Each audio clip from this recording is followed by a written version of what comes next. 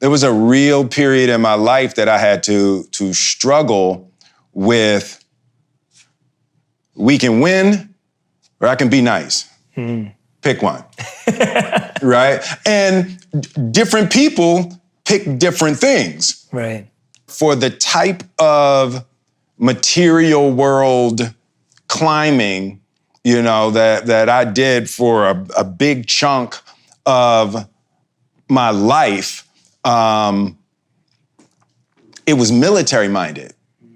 You know, we're gonna get that flag to the top of that hill, and you are gonna help or you're not gonna be here, right? So that's one mindset.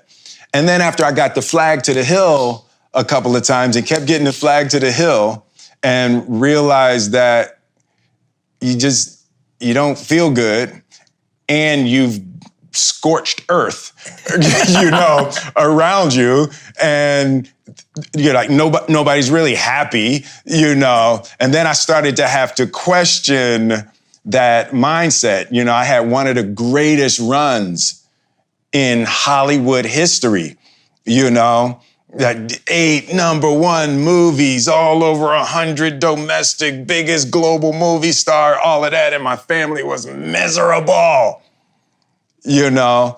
And I had equated winning with happiness, right? It's like, we're winning, what is y'all problem, you know? You know, and the transition from product focus, like military minded, get to the top of that hill, and then I shifted into a mindset, and it was really my kids who brought me out of that. I shift into discovering, like, well, damn, people really care about how they feel. Right? You know, yeah, and as crazy as that sounds, no, like, you know, my father wasn't concerned with how I felt. You know, he wasn't concerned with how he felt. He was military minded. You achieved the mission. And there's 2 possibilities. When I give you a mission, there's 2 possibilities. 1, you complete the mission, or 2, you're dead. Right? You know, and that's what my father was saying. I grew up with that. Oh, cool, right? I actually had to discover feelings, right? And start, like, I used to have to really focus on, okay, how's this person feel? How's this person feel? Not what do I need them to do, and not they're wasting our time right now and we're losing time and we're gonna not finish this mission, right? But there is a balance between the mindset of achieving and loving kindness that at this point in my life, I've actually discovered the magical balance, but it's really hard to get people to let go of the attack and defend achievement mindset and trust the care and concern for your fellow humans as a way of creating higher production. Need motivation? Watch a Top 10 with Believe Nation. Top 10, I got a top 10. Got my motivation high for my top 10. Gotta learn from the wise women and men. All my life, like 9 to 9. For my top 10, top 10, 9 to 9. This one's for my top 10. Hey, it's Evan Carmichael, and I make these videos because you are probably the most ambitious person in your circle, but you know you're capable of more. And you get that push by surrounding yourself with the best. So today, let's learn from one of the best, Will Smith, and my take on his top 10 rules for success. Enjoy. Rule number 2, fly high.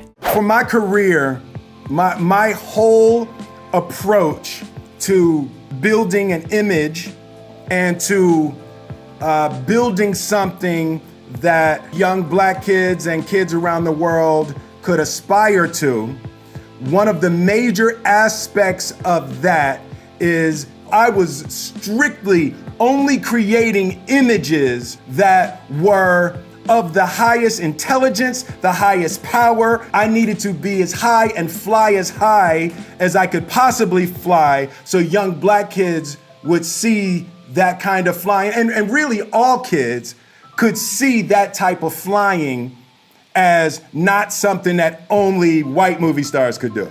For me and for what my role is in the community, the reason I chose emancipation now is more than ever, we have to understand the reality of where we came from. Yeah. The problem is there's an absence of knowledge about the history.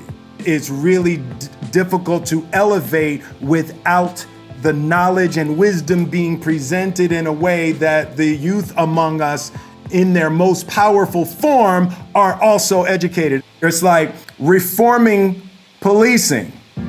Everybody agrees. Rule number 3, show love and kindness. I grew up with violence in my home, so I developed, a really acute emotional sense, out of defense. I just needed to make sure that my father was okay. I needed to make sure things were going well.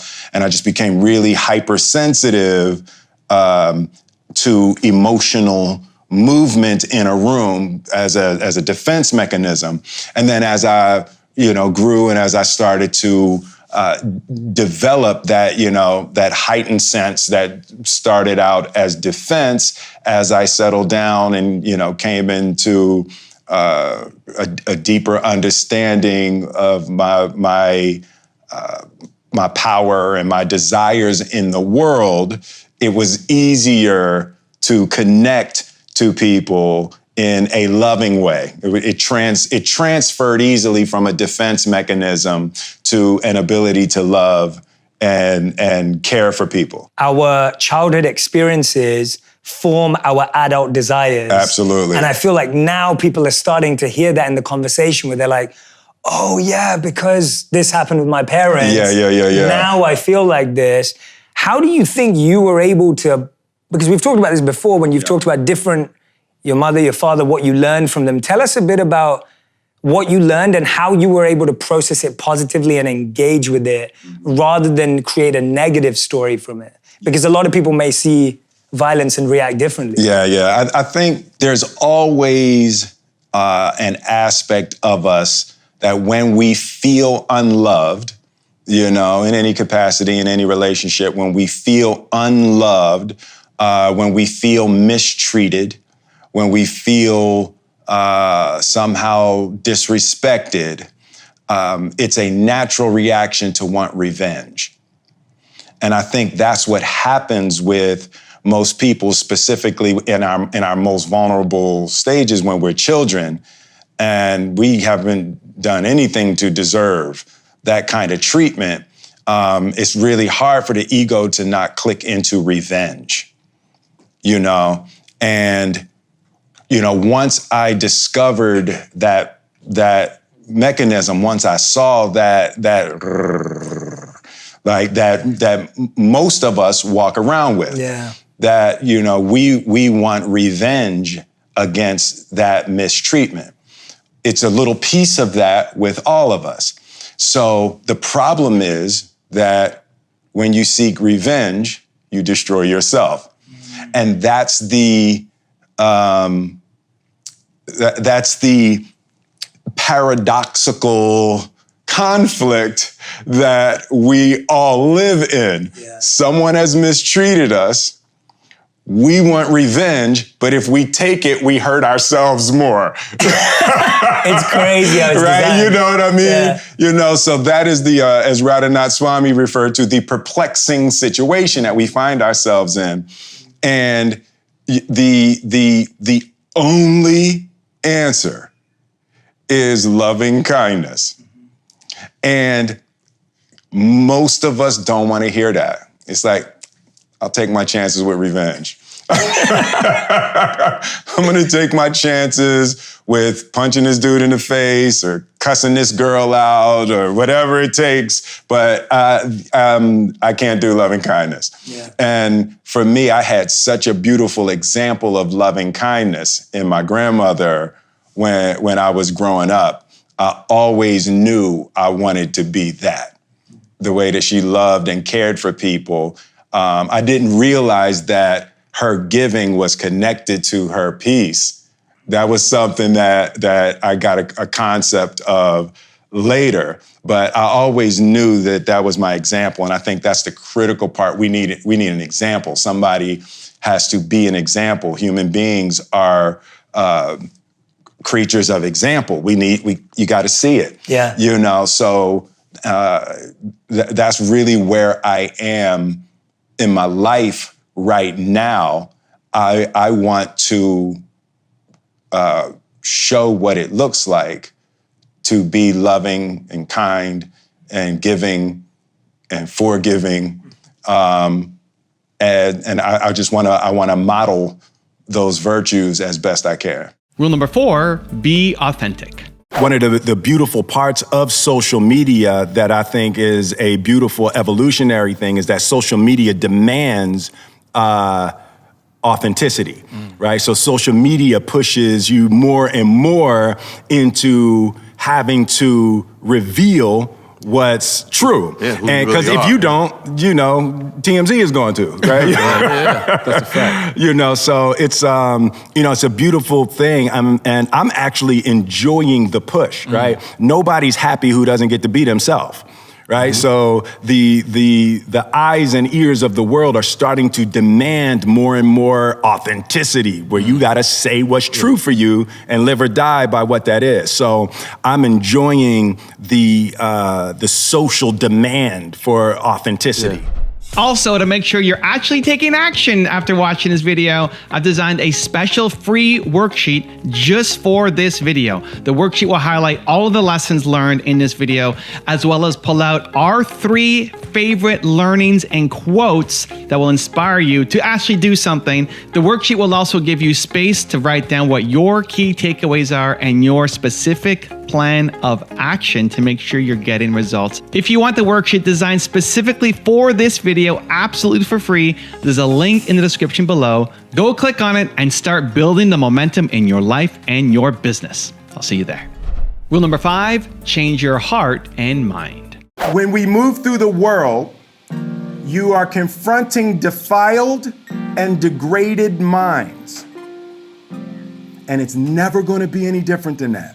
It's the way God designed this place. You are going to come across people that have made poisonous conclusions and false beliefs, and they've got insane narratives running through their minds. And as you walk through the street, you're coming in contact with that all day long.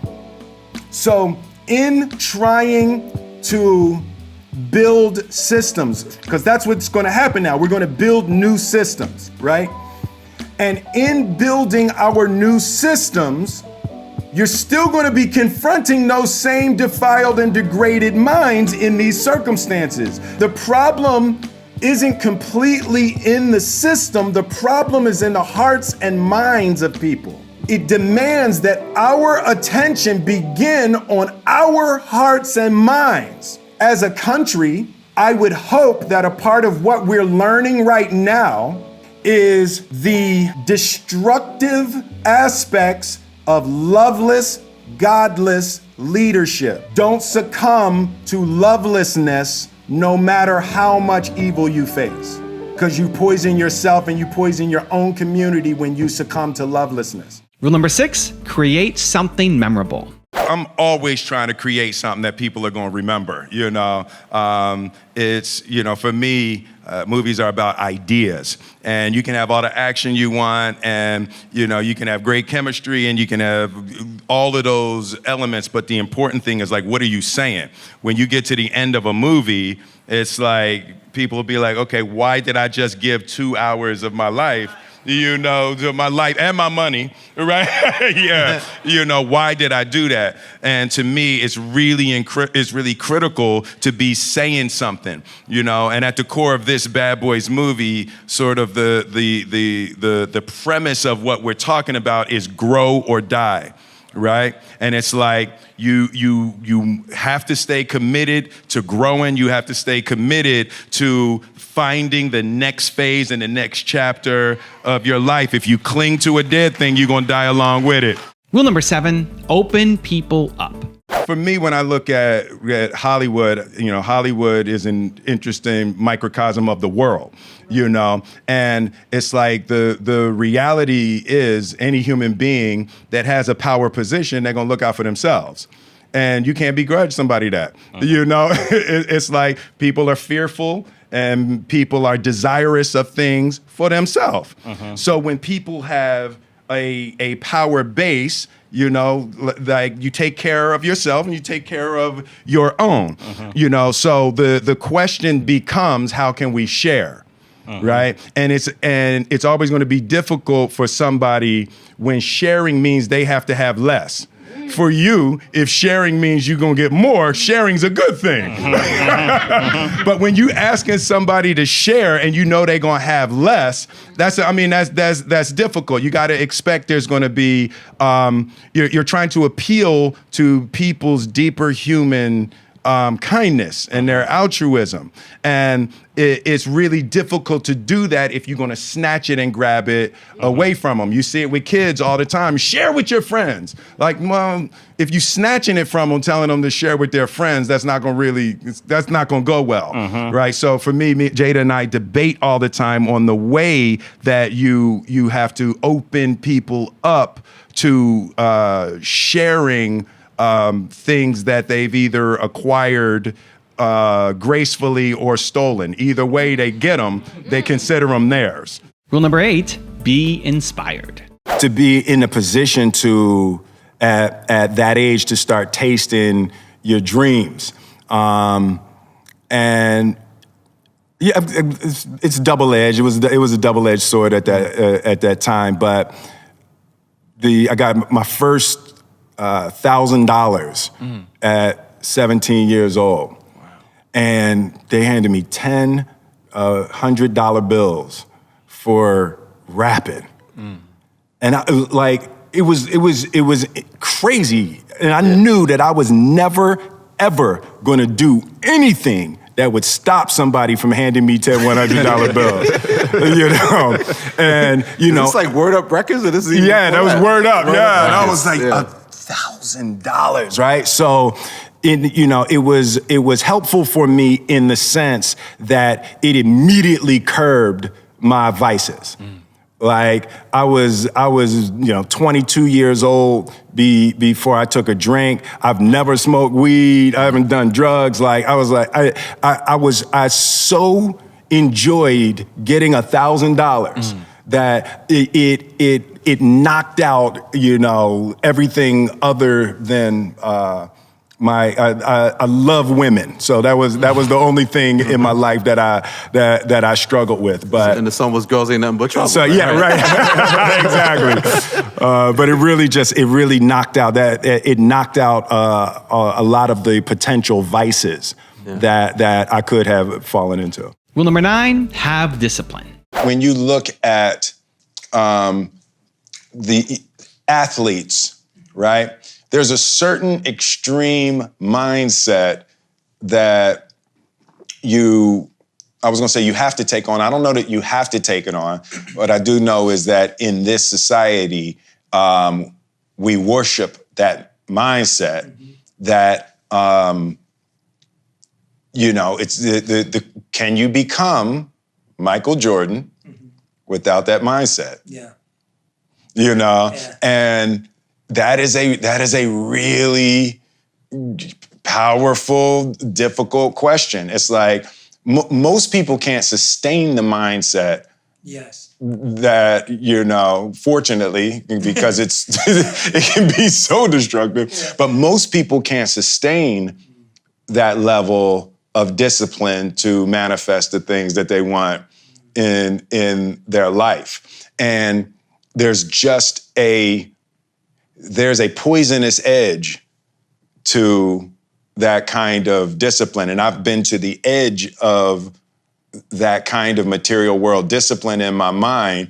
And I can tell you, you can have a whole lot of stuff and be miserable out there on that edge. And I found a much more comfortable and productive space in my life. And you still need that discipline. Yes. But it's like when you use that kind of power to achieve things, it's like there's a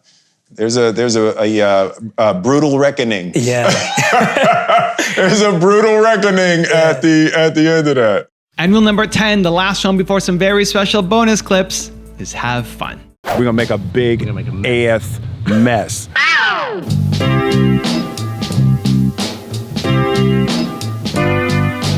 Oh, I'm the first African-American slow-mo guy. All right, I'm hooked up now. You see that?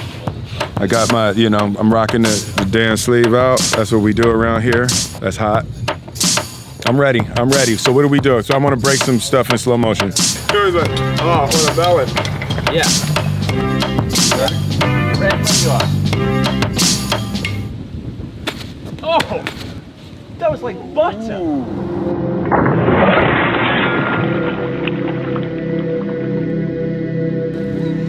Huh? What y'all say? What y'all say? That one should look good because it's like I peeled his whole cap. Now I've got a special bonus clip that I think you're gonna enjoy. But before that, it's time for the question of the day. I wanna know, what was your single biggest takeaway from this video and your plan of action for the next week? When you watch a video and just get motivated, the science says you have a 35% chance of actually following through on your goals. That's not good enough. No, not for you, Believe Nation. We gotta do something. But when you write it down and you create a specific plan of action for the next week, that number jumps to 91% chance of you following through. And when you commit to somebody else, like leaving a comment on this video, it jumps to 95%. You need to follow through on your goals. So what was your single biggest takeaway from this video and your specific plan of action for the next week? Put it down in the comments below so I can celebrate you. I was really hooked on chess. My father taught me how to play chess, and he taught me I was probably 8. And he trained me for 4 years, and I was 12 the first time I beat him at a game of chess, and once I beat him, he never played me again. I loved it, and I started training. Jada got a grandmaster, Maurice Ashley, who's the first black grandmaster, and she got him to come and teach me for 3 days.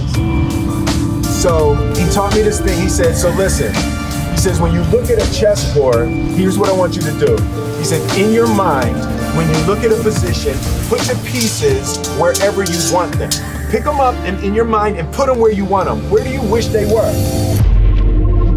Right? And I was like, well, yeah, but it can't go. He's like, that's the trick of your mind. I used to watch that all the time with people fighting Mike Tyson. They were walking into the ring defeated. They were already defeated. I think it was Mike's first fight out of jail. He fought a guy, big dude, named Pete McNeely. For Pete McNeely, this was his shot at everything. The bell rings, and he charges across the ring and throws 10 haymakers at Mike like nobody I had ever seen, right? And I'm like, yes, exactly. That's your shot. That's your shot. He burned everything in the first 60 seconds, and then Mike caught him. If you say in your mind, I want this, oh no, it can't, you're done. You're dead. You're training yourself to not even be able to imagine what you want. How are you going to stop it in your mind? In your mind has to be the wildest, freest place where you have everything you've ever dreamed. Jaden said a thing. Jaden ran up to me after the jump. And I'd never seen this look in his eyes. He said, Dad, I now understand the difference between me and you. You always have one more go. People get to their limit. And he said, when the helicopter took off, I was at my limit, right? He's like, I would have said, no, put it down. He said, but you had one more go. Your mental and emotional limits are way before your actual limit. So you always have to keep a stash of one more go. Your own mind stops you in places that the world is going to move out of your way. That's why I love the line in Pursuit of Happiness. Don't ever let somebody tell you you can't do something. Not even me. People can't do something themselves. They want to tell you you can't do it.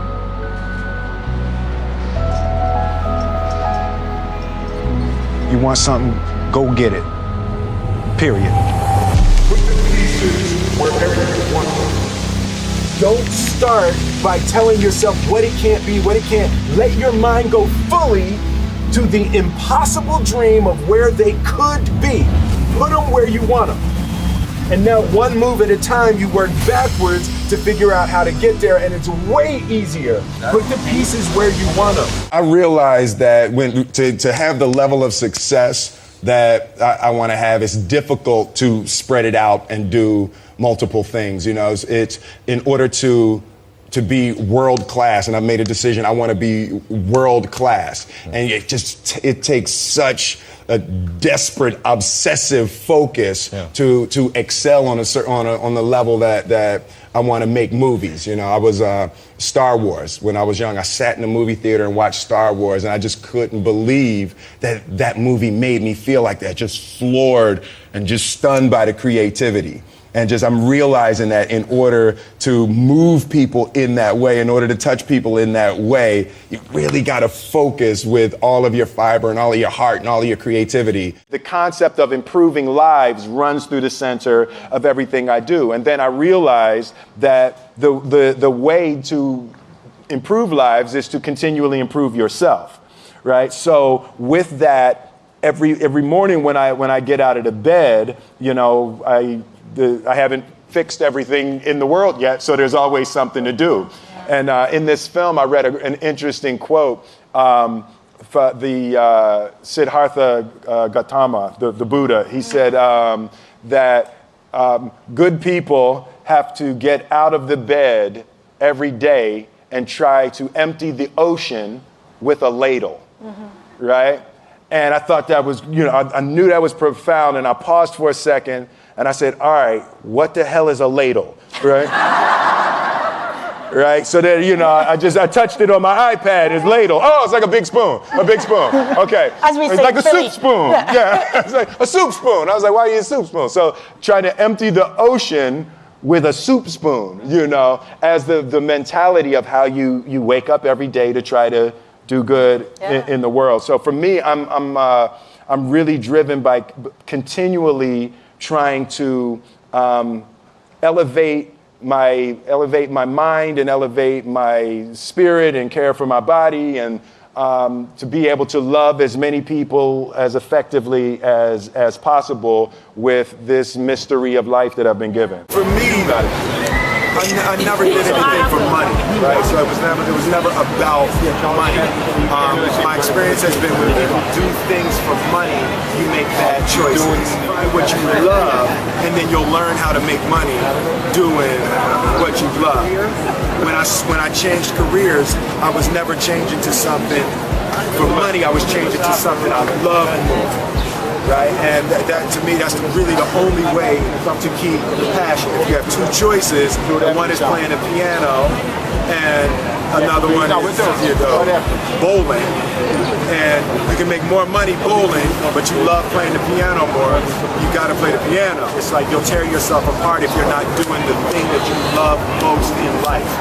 And you know what it is right now. Right now, there's something that you love more than everything. Whatever it is that you love crazy has to be the thing that you dedicate your life. You have to be able to be vulnerable in front of anybody. You know, you have to be comfortable looking silly, you have to be comfortable making mistakes, and you have to break the thing inside of you that doesn't want people to see, right? Because as soon as you allow people to see, all of a sudden you get access to things that you didn't realize you had access to, right? For example, like a thing I used to do is when I was probably 18 or 19 years old, I got in touch with those blocks. The camera hates emotional blocks. Like you put a camera in somebody's face and they're uncomfortable about delivering the emotion. It looks fake and you feel it. You immediately know it's not real, right?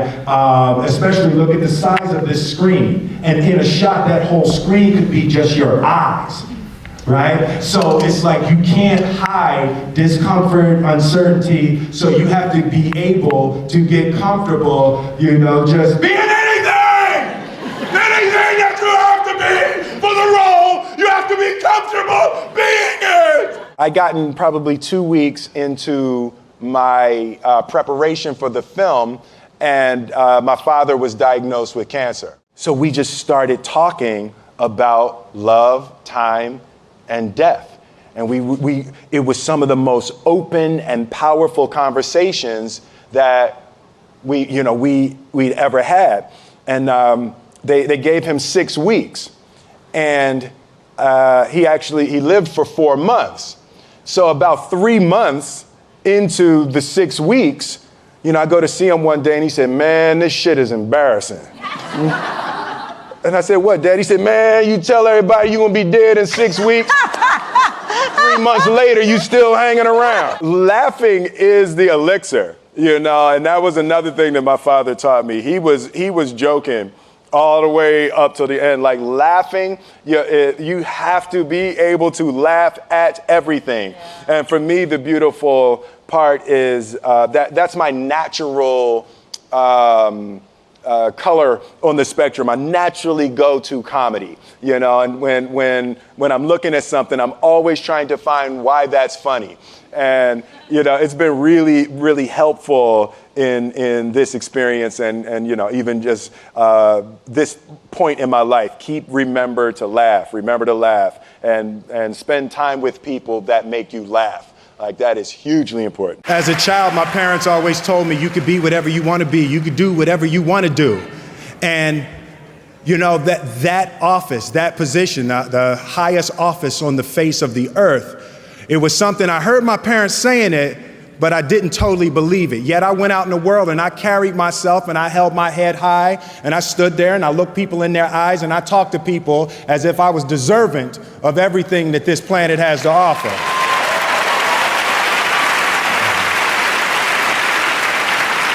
So I really want to say to children out there and to people who are watching, Confucius said one time, "He who says he can and he who says he can't are both usually right." So I want to stand here before you, and as I hold this award, I want to give love to my wife, and I want you to keep in your heart, just know that you can. The greatest thing in my career has been the constant commitment to putting something in the world of value, not putting something in the world that makes me look hot. Yeah. So I think as long as you can stay focused on delivering your art and delivering yourself and delivering your energy and delivering your ideas for the world to be better. I've always been really product oriented. It's like, I want to win. When I do something, I want to win. I want it to be number one, and I want to smash it. And I had a period, I have a daughter now. I have a 15-year-old daughter, and she got me and shifted my focus from product to people.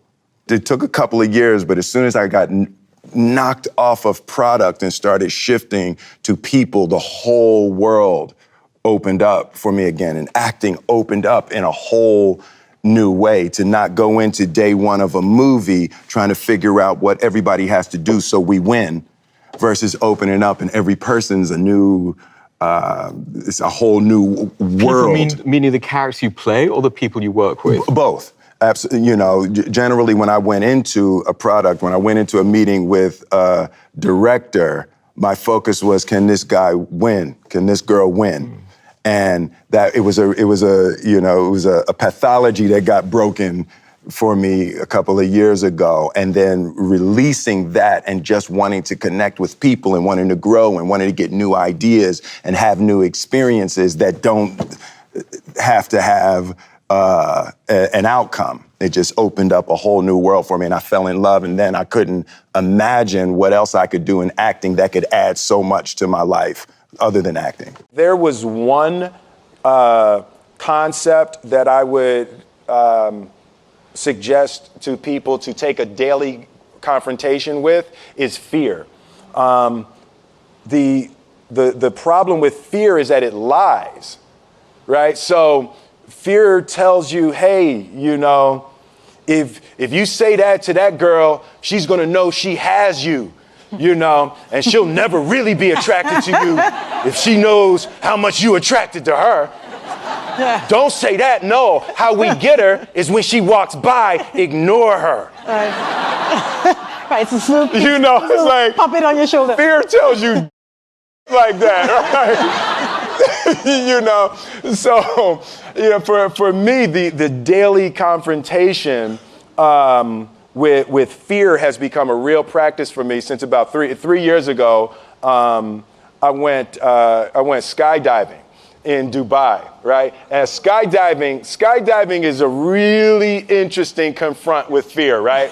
So I gotta stand up. I'm sorry, I gotta stand up. All right. So all your friends, what happens? You go out. I dropped my thing. So what happens is you go out the night before and you take a drink with your friends and somebody says, yeah, we should go skydiving tomorrow. And you go, yeah, we'll go skydiving tomorrow. Yeah. And you go, yeah. And everybody goes, yeah. Right? And you go home and you by yourself, you're like, Right? And you're like, well, yeah, I mean, they was drunk too. Right? So maybe they not, maybe, I mean, we don't have to go. We don't have to do it. So then that night you're laying in your bed and you just keep, and you're terrified. You keep imagining over and over again jumping out of an airplane and you can't figure out why you would do that, right? And you're laying there and you have the worst night's sleep of your life, but you still have the hope that your friends were drunk, right? So you wake up the next day and you go, down and you say where you were going to meet and everybody's there. You're like, oh, all right, cool. Right? So you get in the van and you don't know that your friends had the same night that you had because they're pretending like they didn't. They're like, yeah, man, my uncle's a Navy SEAL and this is going to be great. I've been looking forward to this. And you're like, oh my God. And your stomach is terrible. You can't eat and everything, but you don't want to be the only punk who doesn't jump out of this airplane. So you get there and then you have the safety brief. And you're standing there, and the guys will tell you, well, if the chute doesn't open, what's going to happen is you're doing, well, why the hell, what could happen? That the chute wouldn't open, right? So you do a thing, and what you do is your first jump, you're attached to a guy who is going, he's going to walk you out. So you go, and you get there, and there's an airplane, and nobody's stopping. Everybody's still going. So you get onto the airplane, and you're sitting there, and it's extra because you're sitting on some dude's lap, some stranger. You're sitting on his lap, and it's like, you're trying to make small talk. Yeah, man. So you be jumping with people all the time, huh? Right? So, and then you just want to make sure, you got kids, right? You got people you need to see, right? You just want to make sure he's serious, right? So you get in there, so everything's normal. So you fly and you go up to 14,000 feet, and you notice there's a light. It's red, and it's yellow and green, right? So right now the light's red. So then you start thinking at some point the light's going to go green, but you don't know what's going to happen, right? And you wait and it goes yellow and the light goes green and somebody opens the door. And in that moment you realize you've never been in a freaking airplane with the door open. Right? Terror. Oh, sorry, I'm spitting. Oh, sorry. No, terror. Right? So you go, and then, if you were smart, you sat in the back so you don't go first, right? And then people start going out of the airplane. And you go, and the guy walks you up to the end of the thing, and you're standing, and your toes are on the edge, and you're looking out to death. And they say, on 3. And they say, 1, 2, and he pushes you on 2 because people grab on 3, right? Right? And you go, and you fall out of the airplane, and in 1 second, you realize that it's the most blissful experience of your life. You're flying, right? It doesn't feel like falling, right? It's like you actually are kind of held a little bit by the wind, and then you start falling, and there's zero fear. You realize that the point of maximum danger is the point of minimum fear. It's bliss. It's bliss, and you're flying, right? And you're doing that, and then 20 seconds, 25 seconds, 40 seconds, and you have enough time to just kind of be like, oh, shit, that's that building. I like that one. Oh, you can see the ocean. Right? You start doing all of that, and the lesson for me was, why were you scared in your bed the night before? What do you need that fear for? Just don't go. Why are you scared in your bed 16 hours before you jump? Why are you scared in the car? Why could you not enjoy breakfast? What did you need that? The fear is fear of what? You're nowhere even near the airplane. Everything up to the stepping out, there's actually no reason to be scared. It only just ruins your day. You don't have to jump. And then in that moment, all of a sudden, where you should be terrified is the most blissful experience of your life. And God placed the best things in life on the other side of terror.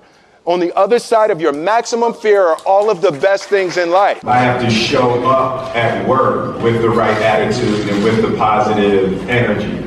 And I actually had a t-shirt made that said positive energy is a part of your job description, right? So the idea that I want to show up with the right energy, I want to show up, we're all here, even now we're all here, we're trying to feed our families, we're trying to have a good time, we're trying, this is an important part of our lives. Our time is all that we have. So to me, it's hugely important to deliver positive energy in a way because it's viral. So if I come with positive energy, then someone else is going to pick up on the positive energy and you're going to take it home to your families. And, so for me, it's just hugely important to approach everything and everybody at every turn with the most positive, loving kindness that I can generate. I look at the world through a lens of comedy, right? So my natural reaction is always, no matter when something happens, and I can't even help it, it's why is that funny? So even at a funeral, I can't help but think why that's funny, So it's extremely helpful for me just psychologically that no matter what's going on, I can't keep my mind from finding jokes. So it's a beautiful way to stay joyous and positive. Do you get nervous or afraid? I live in complete terror. Everything for me about this business and about what I've been trying to build and what I've been trying to do with my life keeps me in terror. I am deeply motivated by fear. I'm surprised you say you live in fear. How do you deal with that? Do you turn to somebody for advice? Do you meditate? How do you get over that? I'm trying to develop a more realistic perspective of what this business is. I told my mother this the other day, and she thought it was hilarious. I said, when I was 15 years old, my first girlfriend cheated on me. Oh. And I remember making a decision that nobody would ever cheat on me again. And the way I was going to do that is by being the biggest actor on earth. Huh. Right? So there's been this weird psychology that I've always felt like if my movies are number one, my life is going to work out great. I've always been the type of person who I thought of myself as resilient, that I could always make my way back. Being stuck in the past it makes it extremely difficult to find your way out. And future thinking for me has always been the way to get over difficult times, to be able to look over the darkness to a potential time of light. Rarely do I look backwards. I'm always looking forward. So both your kids are in showbiz too. Is that worrying for you, or? No, it's, to me, showbiz is not separated from the rules of the universe, right? So whether you're in show business or, you're selling cars or you're farming, you're not separate from the laws of the universe, and all of the rules are the same everywhere. So for my children, the most important thing is that they be encouraged to fully and thoroughly be themselves, no matter what. And when you have yourself and you're thorough and confident in who you are, you can survive anywhere. Bright goes out to 190 countries. Hundreds of millions of people see it, but it's not in theaters. So for two artists, what is the unique satisfaction of this? So for me, it's really experimental. What I learned when Independence Day came out. So I'd been doing The Fresh Prince, and that Friday before Independence Day came out, everybody was, Will. That Monday was the first time that anybody ever called me Mr. Smith, right? So there's something about that big screen, that massive blockbuster that does something inside of people emotionally. So I'm curious as to see, because Netflix is doing all of the other stuff. Absolutely. It's exactly the same production process, the promotion, everything is exactly the same you would do for a gigantic blockbuster. And the question is, will the emotional resonance, the sort of nostalgic residue a year, 2 years, 3 years from now, still be there with people not experiencing it in the overwhelming fashion of the cinema? So this is an experiment and we'll see how it works We'll out. see how it goes, yeah. But it's definitely the future. I got the call from Ridley and he said, I've got a gift for you. And he sent me Concussion. And I read it immediately, and I remember thinking, this ain't no gift. I was like, I'm a football dad. Right. For me, it was a beautiful screenplay, but it opened up a huge conflict for me. Did you know about what had happened before? Did you know the story a little bit of him? Really vaguely. Okay. Really vaguely, I knew. My son played football for 4 years, Right. And during that time, I had never heard about the concussion issue at all. At all, okay. So it was part of what really inspired me and made me want to do the film, forced me to have to do the film, is because as a parent, I had no idea. Right. I had no idea that there was an issue with repetitive head trauma in football. Right. So it was quite a revelation. For me, a personal confrontation with death made me see the value of time and the fact that the only elixir is love. So the time that you spend has got to be in preparing yourself and giving and receiving the most amount of love you can. My mission is to improve lives. So I want to do things that put positivity and positive energy and love into the world. Finding your purpose, like that's a big one. Just keep trying stuff. Just keep trying. You got to keep going. And in terms of finding purpose, it was helpful for me to realize that just because everybody in Philly believed one thing and one set of ideas, and everybody in Philly was in a certain paradigm, as soon as I got out of the city and out of the country, I realized there were people that didn't give a about stuff that was the most important thing in the world. Try, experiment, meet, travel. That was a big part for me, and that's a lot of what you're gonna see on my YouTube channel too. Like, travel is huge. Fail early, fail often, fail forward. You know, it's always a little bit frustrating to me when people have a negative relationship with failure. Failure is a massive part of being able to be successful. You have to get comfortable with failure. You have to actually seek failure. Failure is where all of the lessons are. You know, when you go to the gym and you work out, you're actually seeking failure. You want to take your muscles to the point where you get to failure, because that's where the adaptation is. That's where growth is. Successful people fail a lot. They fail a whole lot more than they succeed, but they extract the lessons from the failure and they use that the energy and they use the wisdom to come around to the next phase of success. You gotta take a shot. You have to live at the edge of your capabilities. You gotta live where you're almost certain you're gonna fail. That's the reason for practice. Practice is controlled failure. You're getting to your limit, getting to your limit, getting to your limit.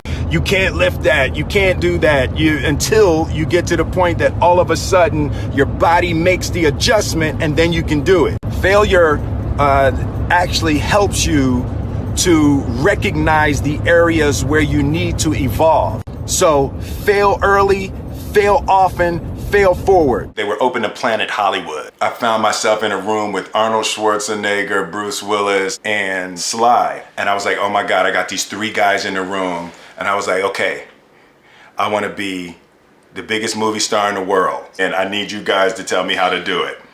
And Arnold Schwarzenegger, he said, if your movie is only big in America, it doesn't matter. You'll be a movie star only when you're a movie star in every country in the world. You have to travel, you have to go, you have to meet the people. Thanks for the tip. Facts, son, facts. That became the way that I started looking at movies. I wanted to be in every country in the world. In that part of my career, I refused to do anything that wasn't in the best interest of the goal I had set for myself. And there was probably a 12-year period of my life where I didn't take a drink. I didn't have a drink, where I didn't go out on the weekends. I was so set on my goal. It created a serious circle of protection and elevation, because I refused to do anything that wasn't in my best interest. It's hugely important that if you have a dream, that you have to dedicate your life to it, and every hour of every day has to be dedicated to bringing into fruition the things that you dream about. I just saw this Rumi quote that I love. Set your life on fire and seek those who fan your flames. The Philly translation of that is, don't be hanging with no jank ass jokers that don't help you shine. The prerequisite for spending time with any person is that they nourish and inspire you. They feed your flame. Look at your last 5 text messages. Are those people feeding your flames or dousing your fire? Put your phone down for just a second and look around. Look to the people around you. Are those people throwing logs on your fire, or are they pissing on it? The people that you spend time with are gonna make or break your dreams. Everybody don't deserve to be around you.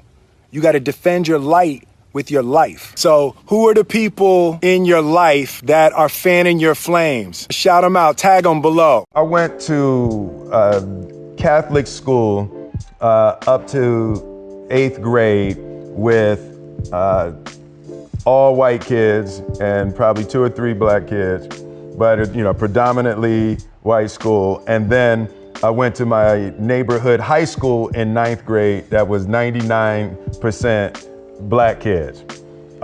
So the first day that I walked in to 9th grade, I walked into the lunchroom and it was like 500 kids.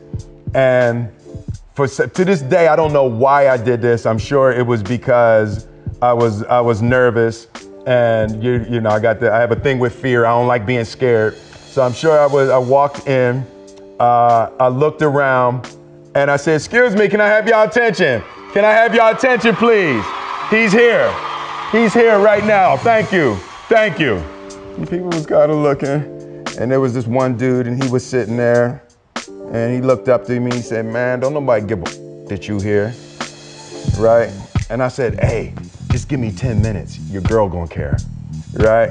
And he was like, all right. And you gotta watch that nod. That nod is not a good nod. He was like, and I was like, okay. So I went, so I'm walking up the steps. We're out of the lunchroom and I had forgot about it. So we're going and I'm walking up the steps and he had taken one of those combination locks and he put the lock in the palm of his hand and put the loop around his knuckle. And he was holding the lock in his hand. And as I was walking up the steps, he cracked me in the side of my head with the lock. And I went down, I was out, I don't remember nothing. I still got the lump on my head. You can't see it because I got my hair, but I still, like, there's still a lump. So I remember I fell down, I hit my mouth on the steps, all of that stuff, you know, so I went up, so I'm in the principal's office, all of that, the police come, and I got the ice on my lips, and I'm sitting in the principal's office. And my father comes in, he sees me, and you know, I'm telling the story now, the police are there, and I remember I saw this kid, they put him in handcuffs and took him out of the school. And I'm looking, sitting in the principal's office, and I'm watching the police take him out and put him in the back of a police car. And I just couldn't believe it had escalated to a kid being removed from school. And I was laying in my bed that night and I was just feeling like shit. And I had the recognition that I had caused this kid to throw his life away, right? And he was kicked out of school and I never knew what happened to him, but I have a sense that it didn't go well beyond there. And I felt a deep sense of regret and a deep sense that I had caused an emotion in a person that made them do that. And that feeling of regret turned into a sort of a fear of how much power I had.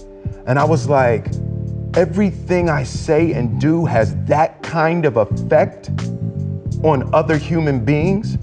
And in that moment, I decided that I would never walk into a room and do anything other than inspire and uplift and enlighten people and help people to be the greater versions of themselves. And I would never do anything that would cause people to rile up the darkest, dirtiest parts of people. I only wanted to enliven and enlighten and inspire. And I remember laying in my bed that night and I made that promise to myself and I made that promise to God. And it's something that has completely shaped how I approach people, how I approach moments, how I walk into rooms, how I deal with every human being on this earth. So a dude screamed to me the other night, "Hey, Will, I want to be an actor, man. I want to be an actor just like you." You know, usually people say stuff to me like that. I'm like, yeah, man, you know, you can do it. Give them an encouraging word.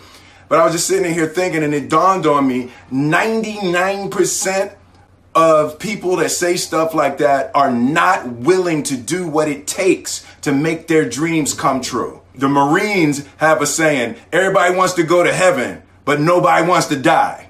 And that's just real. At the center of bringing any dream into fruition is self-discipline. You know, something as simple as food and eating. It's not about your body as much as it is about your mind. It's getting command of your mind to be able to choose actions that are in your own best interest.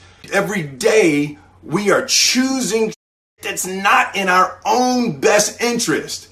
Right? So if the world is attacking you and the world wants to fight you and the world's trying to hold you down, so you're going to kick yourself in the balls?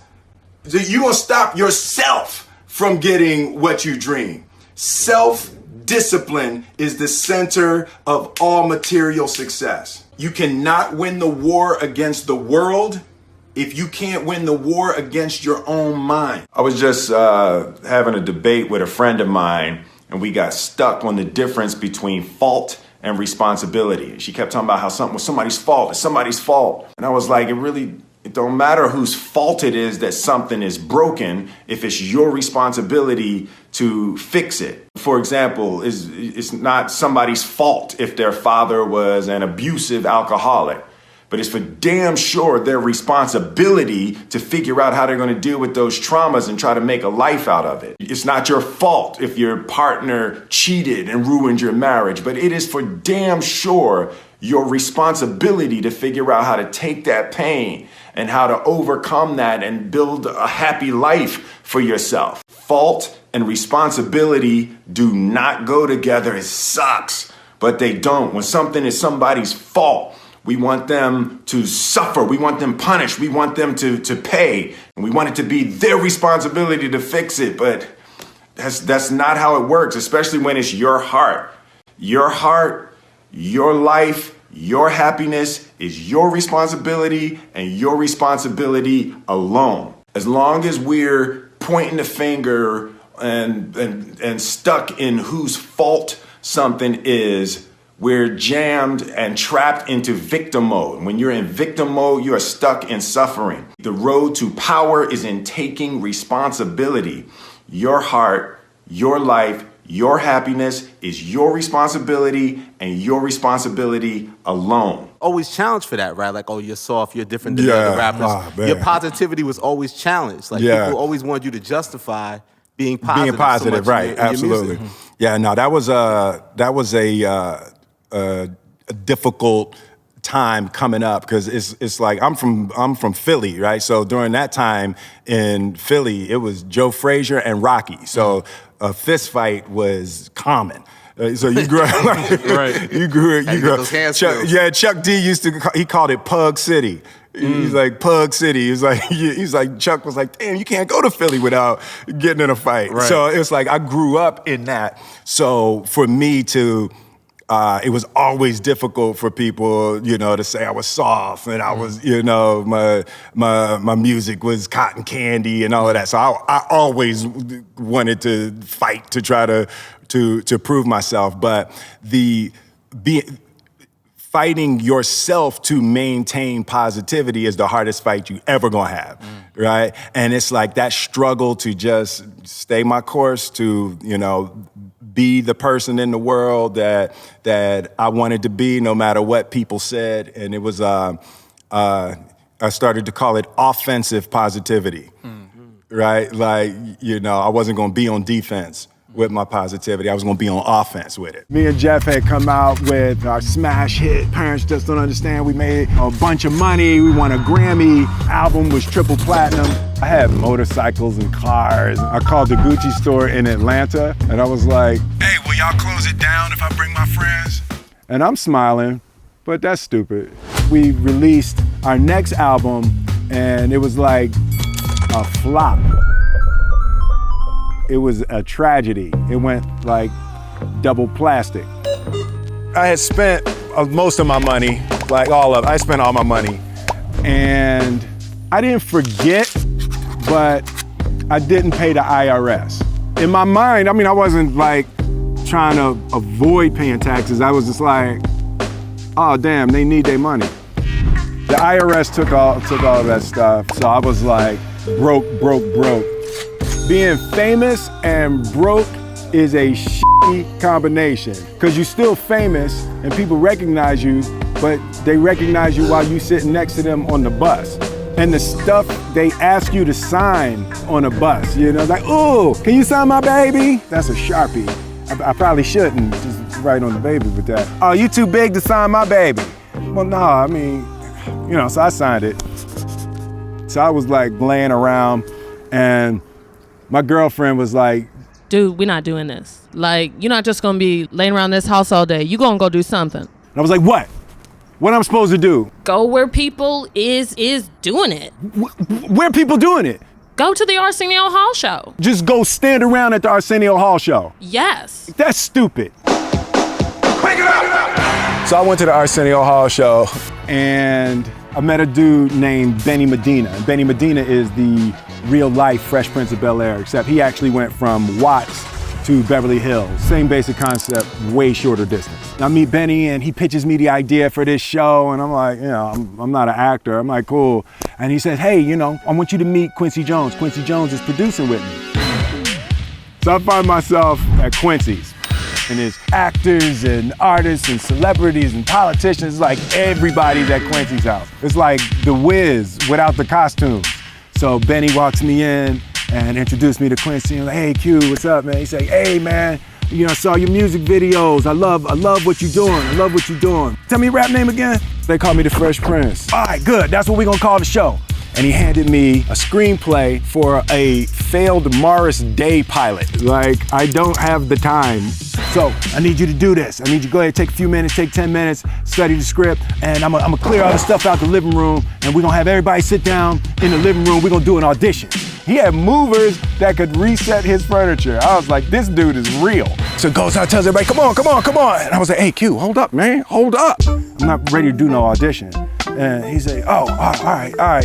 Well, what you need? Tell me what you need. Just set the meeting for a week and I could do it. He said, yeah, Brandon Tartikoff, the head of NBC, is out there. I'll get him the schedule for next week. And then you know what's gonna happen? Something gonna come up and then he's gonna have to reschedule. Oh, yeah. So 3 weeks from now, Q, we can do it 3 weeks from now. I said, yeah, 3 weeks from now will be good. Or you could take 10 minutes right now and you can change your life forever. And I was like,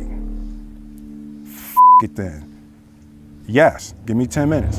I said yes, and I let it rip. And I got to the end, and everybody is clapping. Quincy looks at Brandon Tartikoff, the head of NBC. Did you like it? And Brandon said, yeah, I liked it. Quincy says, no, did you like it? And he's like, yeah, I liked it. He's like, good, you're his lawyer. Draw me up something right now. It gets more and more difficult. I used to be able to eat whatever I want, and then in 6 weeks, I could get in any shape I wanted to get into, but that's not the case anymore. We're around the 12 or 14 week mandatory training to do anything, but I love it. I enjoy the discipline of it. For me, working on your body is the beginning of everything. Your mind starts to work better. You're a better husband, a better father, a better friend, and life is just better when you care for your body at the highest level. You told the famous story about how you kind of backed into acting Fresh Prince of Bel-Air. Yeah. And the next thing you know, you start making these movies. And I forget that Bad Boys actually came before Independence Day, right? Yeah, Bad Boys. Independence Day just was like one of the biggest of all time. Like, what was that transition like for you to be like a real actor and like the biggest actor in the game? Nah, it was that was like the first real goal.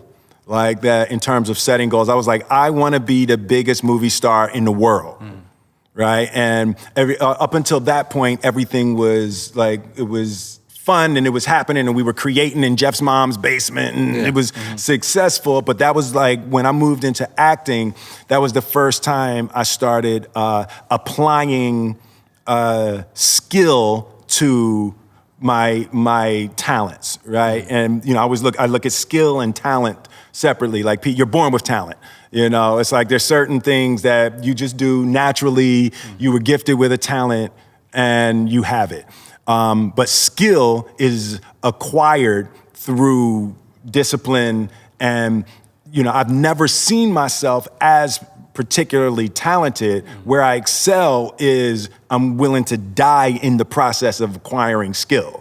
Like, it's, when I put my obsessive mind on something, I'm just dying. Yeah, right, exactly. It's You're not gonna outwork you. You also said ridiculous and sickening work ethic. Sickening work ethic, exactly. It's like, so for me, to be a movie star was the first thing that I ever really wanted like that and set my You was like Schwarzenegger, Stallone, Bruce Willis. All of them. I was like, y'all. because when I looked, I always felt like there weren't a lot of people I saw do things that I felt like I couldn't do. Right? When I look at people and I see things, I don't feel like I can't. Whether or not I will is something different, but I don't ever feel like I can't. Anytime I put something in the world, I'm always connecting to an idea. I'm always asked, why am I making this? Why? So I'm putting this out in the world. Why? So with concussion, Dr. Bennett Omalu was deeply connected to tell the truth. And he said that truth doesn't have a side. And that's what he kept saying. I thought that was such a powerful idea. That there, you know, whose side are you on? Are you a Republican or a Democrat? I'm trying to tell the truth. The truth doesn't have a side. Rejection is everywhere. You know, we all deal with the. You don't anymore. Oh my! Sure you yeah, don't. me worst of all. Me worst of all. You know, I think the idea of rejection is relative. I mean, if you take a kid in a small town and somebody posts something negative about them, and all of their friends laugh, you know, that's the worst rejection a human being can experience. It's not, you know, for that kid, it's not any less than for my kids who read it on a comment page. You know, it's emotionally, it's the same. My kids grew up in this world, so they're much more acclimated to the difficulties of this world, but it doesn't make it emotionally more difficult or more painful than for any other child who has to deal with it. Something that probably a lot of people don't know about me, I don't f with the ocean. The ocean is like the ultimate woman. She is beautiful and she will nourish you, but she will tear you to shreds also. The ocean is my worst fear. I don't know what it is or where it came from, but there's something about not being able to breathe. I've tried snorkeling before and I was hyperventilating. My 50th birthday is this year. I just wasn't gonna go into the back nine of my life without having attacked my fear of the ocean. So we're about to scuba dive the Great Barrier Reef. You know, I've never scuba dove. I've never been scuba divish before. So we're taking a boat ride out and we go through a storm.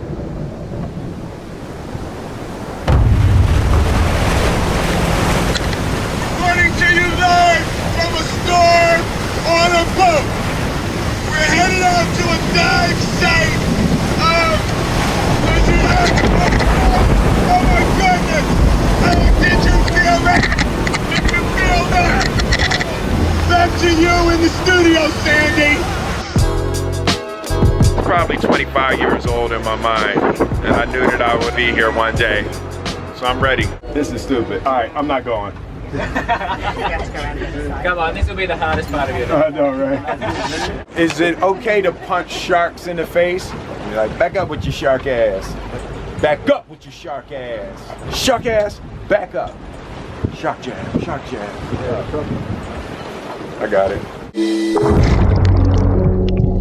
First fish we see is a shark. Come on. I'm not doing another dive today. The question isn't, can you handle the situation? The question is, can you handle your mind? Can you manage the thoughts and the emotions that are trying to poison your progress? Forget managing the situation. Manage your mind.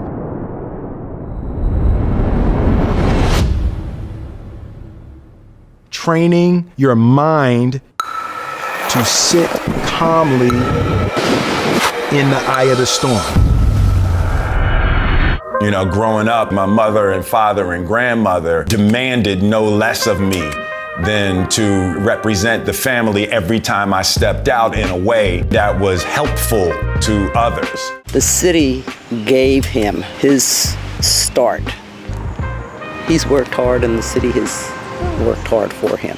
Knowing that this man is from West Philly opens eyes for them. It opens their lens. When you're in Philadelphia, you see a lot of things in the youth and the neighborhoods that not always positive, and I think seeing that will motivate you all in this zone, because you're always going to want something better for yourself. You don't have enough role models out here. You got too many kids being led astray, thinking the wrong things is what's good. They grow up too fast. And you need people that's putting that out there, like, you don't have to do this, you don't have to do that. It's so much easier being yourself. When you are a young kid and you walk into school and you see images like this, it makes you aspire to want to be that person, right? What he's done in his life vibrated all your overseas to touch you and to touch people around the world. But this right here will affect people. The main thing you did, let me tell you the main detail. You got Will's ears right. This man who is an icon is looking at GLA. So my kids every day will see this image and know that you can be whatever you want to be. This is a man who grew up in Philadelphia, went to Overbrook High School up the street, was a part of this world, that he now is looking at us and telling my children, you can be whatever you want to be. It's just so powerful. If you're a kid here growing up now and you see this every day, it can give you a real understanding that this guy is me. You know, he lived here, he grew up here, he had the same chances as me, the same possibilities as me, the same everything. And he's being painted on a wall because he's done something incredible with his life. We're about to make history. We are doing an IG Live to the International Space Station. Oh yeah, and see, now that's the thing. Look, I'm doing it like that. Everybody can't do an interview to the International Space Station in house shoes. In terms of like the simple basics, right? So you on Earth, people have to poop. You're like, it's important to poop on Earth, right? So when you're up there, I see your microphone floating. I need to understand what you do with that. Like, how do you manage that? Well, are you sure you want to talk about this problem? Because it is pretty challenging. I like to say you can have a good day in the bathroom and you can have a really bad day in the bathroom, and you hope for the good days. The bad days can be challenging. On Earth, we talk about the Mile High Club. Has anyone, attempted for research purposes, has anyone attempted, the process of procreating the human species in space? All right, Will, similar to the last question, I'll just say, are you sure we want to talk about this on the interview? I'm just, I'm a man of the people, Drew. I'm a man of the people. And it's important to me to ask the questions that the people want the answers to. I'll just say, as far as I know, I have no knowledge of those tests being done. But I can imagine that would present some unique opportunities. The movies that I made while I was making The Fresh Prince, so it was The Fresh Prince during the winter, and then the summers were Bad Boys, Independence Day, Men in Black, so it was like, it really captured a time. So it's very difficult. I wouldn't have it any other way. I love being able to make people smile and cheer, over that. But I also am going to boldly go to new creation. Even something like the decision. I had the two screenplays in front of me for the Independence Day 2 and for Suicide Squad. So I had to choose between the two of those. And even the choice of going to Suicide Squad, nothing about the qualities of the movies, but the choice of trying to go forward versus clinging and clawing backwards, So I do want to aggressively go forward and do new things and create and hopefully be able to stumble upon a new heyday.